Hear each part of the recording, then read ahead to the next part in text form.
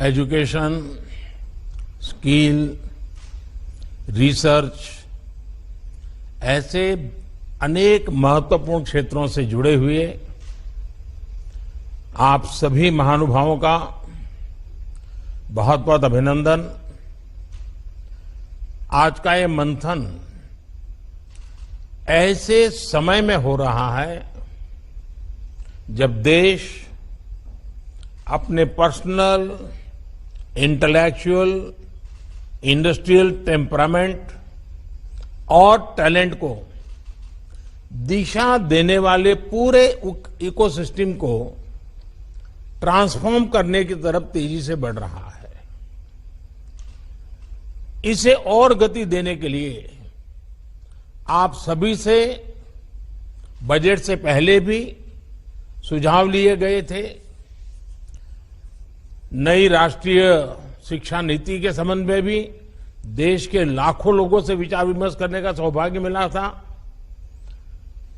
और अब इसके इम्प्लीमेंटेशन के लिए हम सभी को साथ मिलकर चलना है। साथियों, आत्मनिर्भर भारत के निर्माण के लिए देश के युवाओं में आत्मविश्वास उतना ही जरूरी है। आत्मविश्वास तभी आता है जब युवा को अपनी एजुकेशन, अपनी नॉलेज, अपनी स्किल पर पूरा भरोसा हो, विश्वास हो। आत्मविश्वास तभी आता है जब उसको एहसास होता है कि उसकी पढ़ाई उसे अपना काम करने का अवसर दे रही है और जरूरी स्किल भी दे रही है। नई राष्ट्रीय शिक्षा नीति इसी सोच के साथ बनाई गई है। प्री नर्सरी से पीएचडी तक राष्ट्रीय शिक्षा नीति के हर प्रावधान को जल्द से जल्द जमीन पर उतारने के लिए अब हमें तेजी से काम करना है। कोरोना की वजह से अगर रफ्तार कुछ धीमी भी पड़ी थी तो अब उसके प्रभाव से निकलकर हमें जरा गति बढ़ानी भी जरूरी है और आगे बढ़ना भी जरूरी है। इस वर्ष का बजट भी इस दिशा में बहुत मददगार सिद्ध होगा। इस वर्ष के बजट में हेल्थ के बाद जो दूसरा सबसे बड़ा फोकस है वो एजुकेशन, स्किल, रिसर्च और इनोवेशन पर ही है। देश के यूनिवर्सिटी, कॉलेज और R&D इंस्टीट्यूशंस को में बेहतर सिनर्जी आज हमारे देश के सबसे बड़ी जरूरत बन गई है। इसी को ध्यान में रखते हुए ग्लू ग्रांट का प्रावधान किया गया है, जिसके तहत अभी 9 शहरों में इसके लिए जरूरी मैकेनिज्म तैयार किए जा सके। साथियों, अप्रेंटिसशिप पर, स्किल डेवलपमेंट और अपग्रेडेशन पर इस बजट में जो बल दिया गया है वो भी अभूतपूर्व है। इस बजट में इनको लेकर जितने भी प्रावधान किए गए हैं, हायर एजुकेशन को लेकर देश की अप्रोच में एक बहुत बड़ा शिफ्ट लाने आने वाला है। बीते वर्षों में एजुकेशन को एम्प्लॉयबिलिटी और एंटरप्रेन्योर कैपेबिलिटीज उससे जोड़ने का जो प्रयास किया गया है, ये बजट उनको और विस्तार देता है। इन्हीं प्रयोगों का परिणाम है कि आज साइंटिफिक पब्लिकेशन के मामले में भारत टॉप 3 देशों में आ चुका है। पीएचडी करने वालों की संख्या और स्टार्टअप का इकोसिस्टम के मामले में भी हम दुनिया में टॉप 3 में पहुंच चुके हैं। ग्लोबल इनोवेशन इंडेक्स में भारत दुनिया की टॉप 50 इनोवेटिव कंट्रीज में शामिल हो चुका है और निरंतर सुधार कर रहा है। उच्च शिक्षा, रिसर्च और इनोवेशन को निरंतर प्रोत्साहन से हमारा स्टूडेंट्स और यंग साइंटिस्ट के लिए नए अवसर बहुत ज्यादा बढ़ रहे हैं। और अच्छी बात ये भी है कि R&D में बेटियों की भागीदारी में एक अच्छी, संतोषकारक वृद्धि देखने को मिल रही है। साथियों, पहली बार देश के स्कूलों में अटल टिंकरिंग लैब से लेकर उच्च संस्थानों में अटल इंक्यूबेशन सेंटर्स, इस पर फोकस किया जा रहा है। देश में स्टार्टअप्स के लिए हैकेथॉन्स की नई परंपरा देश में बन चुकी है, जो देश के युवाओं और इंडस्ट्री दोनों के लिए बहुत बड़ी ताकत बन रही है। सिर्फ national initiative for developing and harnessing innovation, इसके माध्यम से ही 3,500 से ज्यादा स्टार्टअप्स नर्चर किए जा चुके हैं। इसी तरह the national super computing mission के तहत परम शिवाय, परम शक्ति और परम ब्रह्मा नाम से 3 super computer IIT BHU, IIT Kharagpur और आईसर पुणे में स्थापित किए जा चुके हैं। इस वर्ष देश के 1 दर्जन से ज्यादा संस्थानों में ऐसे सुपर कंप्यूटर स्थापित करने की योजना है। IIT खड़गपुर, IIT दिल्ली और BHU में 3 सोफिस्टिकेटेड एनालिटिकल और टेक्निकल हेल्प इंस्टीट्यूट साथी भी सेवा दे रहे हैं। इन सारे कार्यों के बारे में बात करना आज इसलिए जरूरी है क्योंकि ये सरकार के विजन, सरकार के अप्रोच को दिखाता है। 21वीं सदी के भारत में 19वीं सदी की सोच को पीछे छोड़कर ही हमें आगे बढ़ना होगा। साथियों, हमारे यहां कहा गया है, व्यय कृते वर्धते एवं नित्यम विद्याधनम सर्वधन प्रधानम। यानी विद्या ऐसा धन है जो अपने पास तक सीमित रखने से नहीं बल्कि बांटने से बढ़ता है। इसलिए विद्या धन, विद्यादान श्रेष्ठ है। नॉलेज को, रिसर्च को सीमित रखना देश के सामर्थ्य के साथ बहुत बड़ा अन्याय है।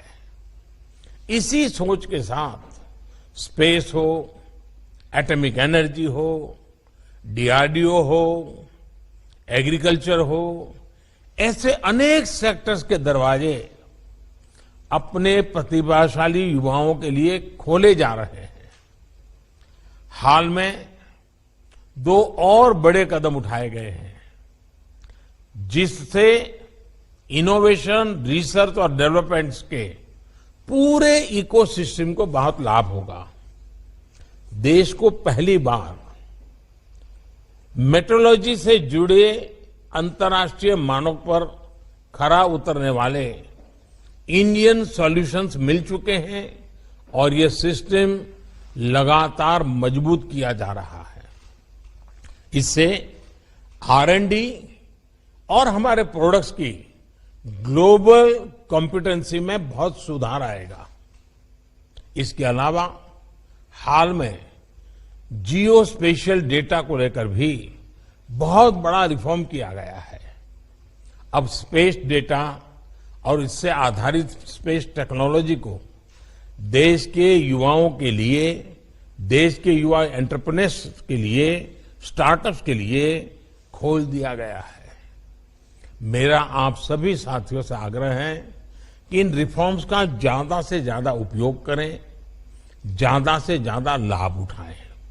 साथियों, इस वर्ष के बजट में इंस्टीट्यूशनल मेकिंग और एक्सेस पर और जोर दिया गया है। देश में पहली बार नेशनल रिसर्च फाउंडेशन का निर्माण किया जा रहा है। इसके लिए 50,000 करोड़ रुपए का प्रावधान किया गया है।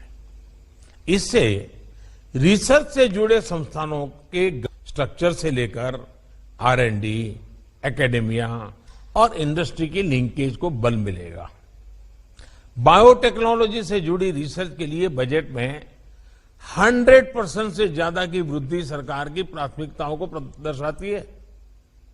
साथियों, भारत के फार्मा और वैक्सीन से जुड़े रिसर्चर्स ने भारत को सुरक्षा और सम्मान दोनों दिलाया है। अपने इस सामर्थ्य को और सशक्त करने के लिए सरकार पहले ही 7 national institute of pharmaceutical education research को राष्ट्रीय महत्व के संस्थान घोषित कर चुकी है। इस सेक्टर में R&D को लेकर प्राइवेट सेक्टर की हमारी इंडस्ट्री की भूमिका बहुत प्रशंसनीय है।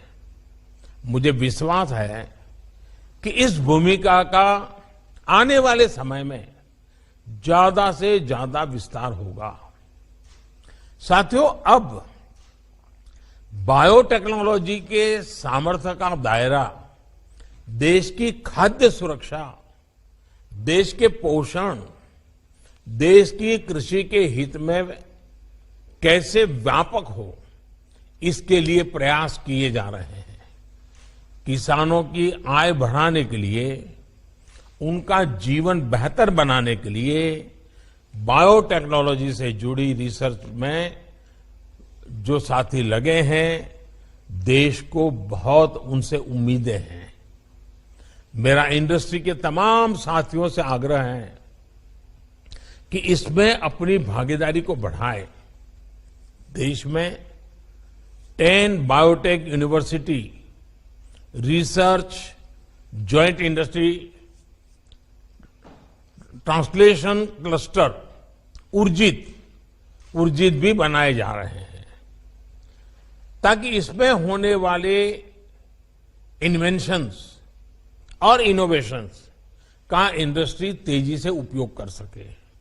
इसी तरह देश के 100 से ज्यादा एस्पिरेशनल डिस्ट्रिक्ट्स में बायोटेक किसान प्रोग्राम हो, Himalayan bio resources mission programme हो या फिर consortium programme on marine biological network हो, इसमें रिसर्च और इंडस्ट्री की भागीदारी बेहतर कैसे हो सकती है, इसके लिए हमें मिलकर काम करना है।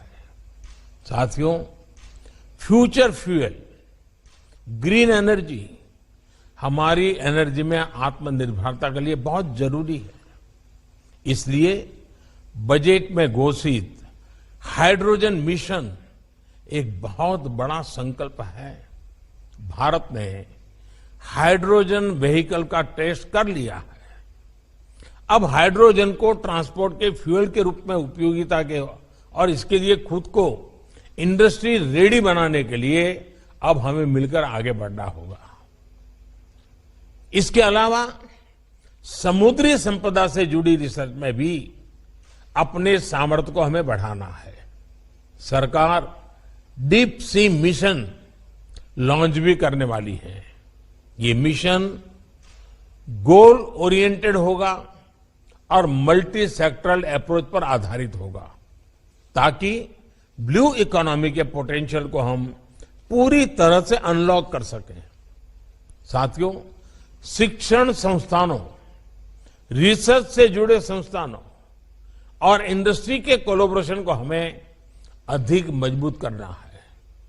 हमें नए रिसर्च पेपर पब्लिश करने पर तो फोकस करना ही है। दुनिया भर में जो रिसर्च पेपर पब्लिश होते हैं, उन तक भारत के रिसर्चर्स की, भारत के स्टूडेंट्स की एक्सेस आसान कैसे हो, ये सुनिश्चित करना भी आज समय की मांग है। सरकार अपने स्तर पर इसको लेकर काम कर रही है, लेकिन इंडस्ट्री को भी इसमें अपनी तरफ से कंट्रीब्यूट करना है।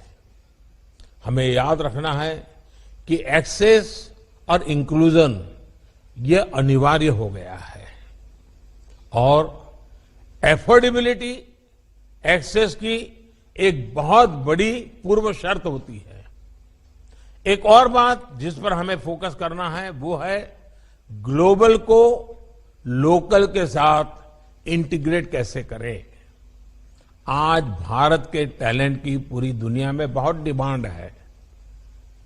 इसके लिए जरूरी है कि ग्लोबल डिमांड को देखते हुए स्किल सेट्स की मैपिंग हो और उसके आधार पर देश में युवाओं को तैयार किया जाए। इंटरनेशनल कैंपसेस को भारत में लाने की बात हो या फिर दूसरे देशों की बेस्ट प्रैक्टिसेस को कोलैबोरेशन के साथ एडॉप्ट करना हो, इसके लिए हमें कंधे से कंधा मिलाकर चलना होगा।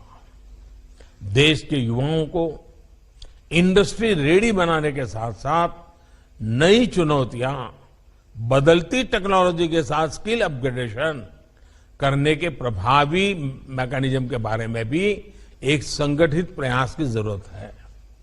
इस बजट में ईज ऑफ डूइंग अप्रेंटिसशिप, इस प्रोग्राम से भी इंडस्ट्री और देश के युवाओं को बहुत लाभ होने वाला है। मुझे विश्वास है कि इसमें भी इंडस्ट्री की भागीदारी में विस्तार होगा।